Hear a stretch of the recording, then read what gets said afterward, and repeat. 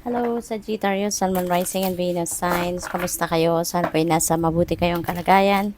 Welcome back po sa Star Tarot. Kung bago kayo dito, welcome din kayo. Thank you for your support. I truly appreciate it. God bless you all, Sag. Na mensahe po ninyo, we have citrine. Ito yung crystal, no? Ninyo for the month. This is really a very positive energy, no? Kasi yung citrine, this signifies prosperity din, no? Kasi ito yung stone or crystal for abundance and prosperity or for attracting financial blessings, yung ganon. At saka this signifies this is a time for joyful time or period sa buhay ninyo, no? So there is going to be happiness and joy na may experience kayo, no? Maaring maraming mga biyaya, magagandang bagay, magagandang pangyayari ang pwedeng dumating sa buhay ninyo at this time. Kaya you're going to be expressing joy and happiness talaga, and embracing joy and happiness sa buhay ninyo around this time. What else? We have surrender your belief in scarcity. Ayan, the universe is asking you to open to the infinite nature of abundance. In this way, you can remove blocks in your life and succeed beyond your wildest dreams. Ayan, so meron din tayong si dream, which is also about abundance and prosperity. Tapos surrender your belief in scarcity. Instead, maniwala kayo na you deserve, no, to receive and experience abundance and prosperity then. So buksan ninyo yung inyong sarili, no, to infinite nature of abundance para nang sa gayon, if you are yung mindset ninyo is prosperous and abundant, positive, yung ganon. So most likely yan ang kind of energy din na mahahatak ninyo towards you. No? Kaya wag na ninyong isipin, wag ninyong isipin or dibdibin, no, na kulang kayo ng pera or kulang kayo ng kung ano mang material na bagay. Wag nung isipin kung ano yung kulang.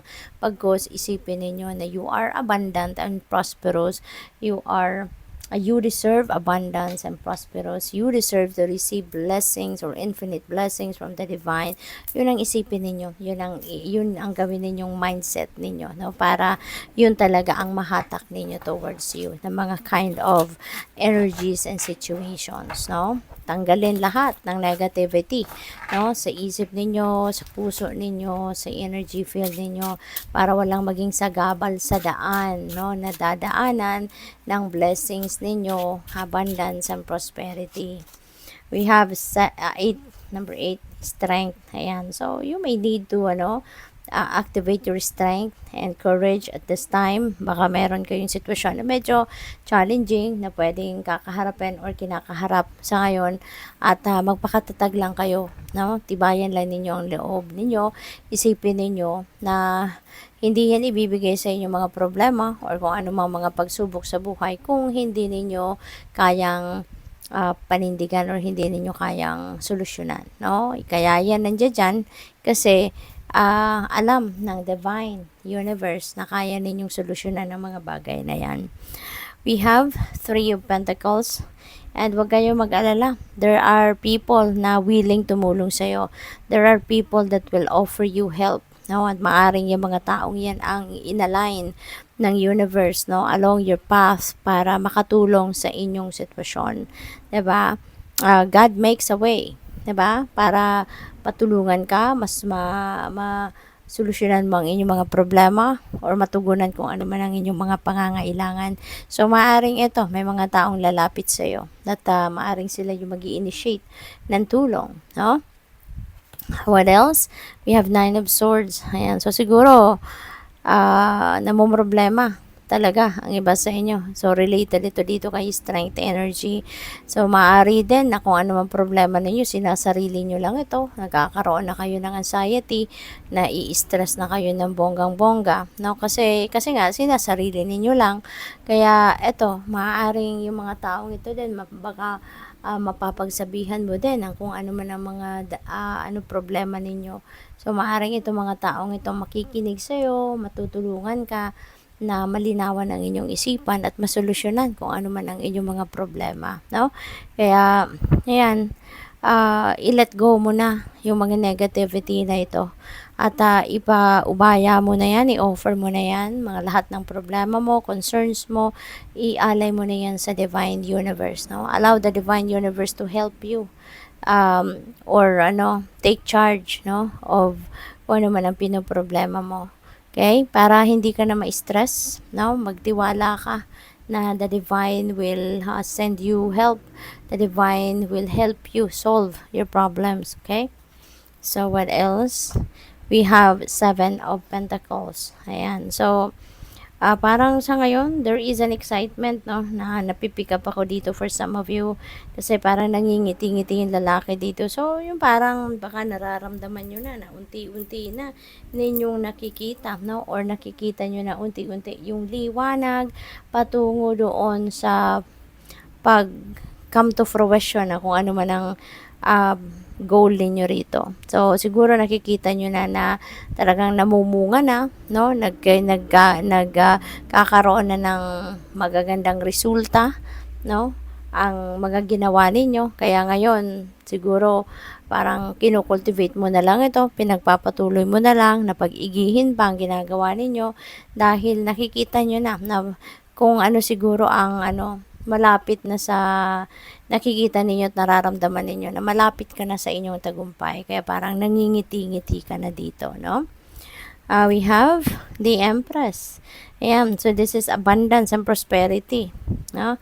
Si Citrine, nakatawa siya, 'di ba? So, 'yun, kasi nga meron talagang paparating na biyaya. Merong maaring cold cash na dadating or baka financial blessings. Financial opportunities, na siyang magdadala ng kaperahan sa'yo. Magdadala ng abundance and prosperity, comfort and freedom sa inyo. Kaya be on the lookout for any opportunity na kakatok sa inyo sa ngayon kasi magiging maganda ang inyong sitwasyon talaga pang kaperahan around this time. What else? We have 10 of Swords. Ayan. So, this is a painful ending, no? At handa ka ng bumangon sa ngayon, no? Ngayon, puputulin mo na, no? You're going to cut the cords doon sa kung ano man ang mga bagay na nagpapahirap sa inyo, ano man ang mga bagay na hindi na nakakatuwa, no? Kasi baka dati, baka na-betray kayo, naloko kayo, na-traitor kayo, mga along those lines, ang maaaring napagdaanan ninyo rito. Pero for the longest time, ayun na nga, na-harbor ninyo yung hirap, yung sama ng loob. Pero ngayon, parang nakikita nyo na, no, na tama na. Parang mas lalo lang ninyong pinapahirapan ang sarili ninyo sa pag-harbor ng sama ng loob na to. Kaya pwede na ang gagawin ng iba sa inyo rito, babangon na kayong muli, magde-decision kayo na it's about time na to move on sa buhay at magsimula na kayo ng bagong ganap sa buhay ninyo on a clean slate. No? Maglalakas ng loob na kayo sa ngayon na bumangon, no? Kasi maybe nakikita nyo na din na wala namang nangyayari, 'di ba? Kung kayo'y magmumukmok, kung kayo'y aalalahanin nyo na lang yung sama ng loob, 'di ba? Walang mapupuntahan. Kaya maaring ang ninyo rito, ang ginagawa ninyo rito, babangon na kayo, no? So good luck. Thank you for watching Love and Light. Namaste.